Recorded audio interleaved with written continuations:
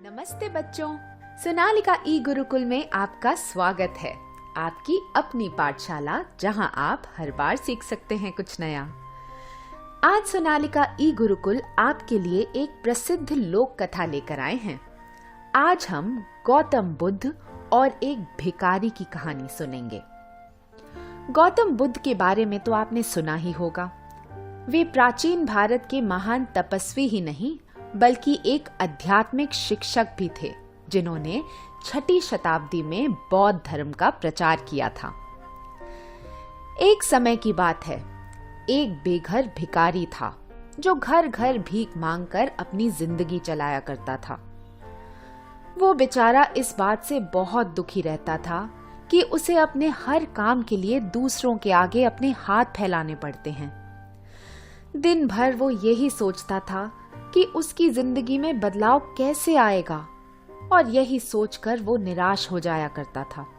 वहीं पास में कहीं भगवान बुद्ध ने शरण ली हुई थी और उनके पास हर रोज कई लोग जाया करते थे। ये भिखारी हर रोज इन लोगों को निराश होकर आंखों में आंसू लिए अपनी चिंताओं से परेशान उनके पास जाते हुए देखा करता था। लेकिन वो ये देखकर बड़ा ही हैरान था कि यही दुखियारे लोग वापस आते हुए बहुत ही खुश और संतुष्ट लगते थे। वो भिखारी ये समझ नहीं पा रहा था कि गौतम बुद्ध से इन्हें ऐसा क्या मिलता है, वो ऐसा क्या करते हैं कि वे बेहद खुश होकर वापस आते हैं। वापस लौटते हुए ना तो इन लोगों के हाथ में कोई रुपया पैसा होता है और ना ही कोई सोना चांदी, तो फिर ऐसा क्या खास होता है कि इन लोगों के सभी दुख दूर हो जाते थे। यही जानने के लिए उस भिखारी ने भी गौतम बुद्ध से मिलने का निर्णय किया। दूसरे ही दिन वो भी उनके पास चल पड़ा। वहाँ पहुँचा तो वहाँ तो बुद्ध लोगों से घिरे हुए थे। बड़ी लंबी सी लाइन लगी हुई थी। भिखारी लाइन में जाकर खड़ा हो गया और अपनी बारी का इंतजार करने लगा। कुछ ही देर बाद जब उसकी बारी आई तो उसने बुद्ध के सामने हाथ जोड़कर अपने दुखों का बयान किया। भगवान बुद्ध, मैं बहुत ही गरीब हूँ। मेरे पास अपना कुछ भी नहीं है। मुझे अपना जीवन चलाने के लिए भी दूसरों के सामने हाथ फैलाने पड़ते हैं और इसीलिए मैं बहुत दुखी हूँ। अब आप ही बताइए, मैं अपने जीवन को बेहतर कैसे कर सकता हूँ। भगवान बुद्ध ने बड़े धैर्य से भिखारी की बात सुनी और बड़ी शांति से कहा, तुम गरीब नहीं हो, तुम्हें सिर्फ ऐसा लगता है, क्योंकि ना ही कभी तुमने किसी और के लिए कुछ किया है और ना ही कभी किसी को कुछ दान दिया है।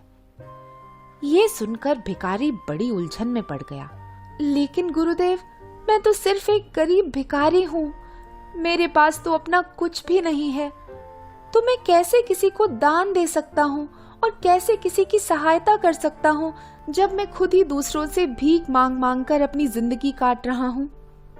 ये सब सुनकर गौतम बुद्ध थोड़ी देर चुप रहे, फिर मुस्कुराए और बोले, तुम्हारे पास हाथ हैं जिसे तुम लोगों की सेवा में लगा सकते हो और दूसरों का भला कर सकते हो। इसके अलावा तुम्हारे पास मुंह है, तुम लोगों से अच्छी अच्छी बातें करके उनका हौसला बढ़ा सकते हो। ये सब करके भी तुम दूसरों की सहायता कर सकते हो। ऐसा जरूरी नहीं है कि दान सिर्फ पैसों से ही किया जाता है। हम चाहें तो हम शिक्षा का भी दान दे सकते हैं। ऊपर वाले ने अगर किसी को अच्छा शरीर दिया है तो वो गरीब हो ही नहीं सकते। गरीबी तो सिर्फ उनके दिमाग में है। इसीलिए इस सोच से हटकर हमें दूसरों की सेवा करनी चाहिए। भगवान बुद्ध की ये बातें सुनकर भिखारी बहुत ही खुश हो गया और दूसरों की सेवा करने लगा। उसका मन अब संतुष्ट रहता था। तो बच्चों, इस कहानी से हमने क्या सीखा?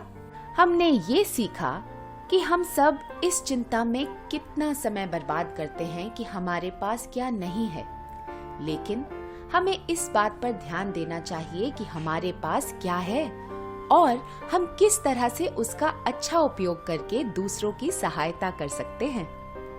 और तो और ये कहानी हमें ये भी सिखाती है कि दान सिर्फ धन से नहीं होता, बल्कि शिक्षा, अन्न, अच्छे विचार आदि से भी किया जा सकता है। इससे सारे समाज का भला होगा। उम्मीद है आपको ये कहानी पसंद आई होगी। ऐसी ही रोमांचक कहानियां सुनते रहने के लिए सब्सक्राइब कीजिए सोनालिका ई गुरुकुल चैनल को।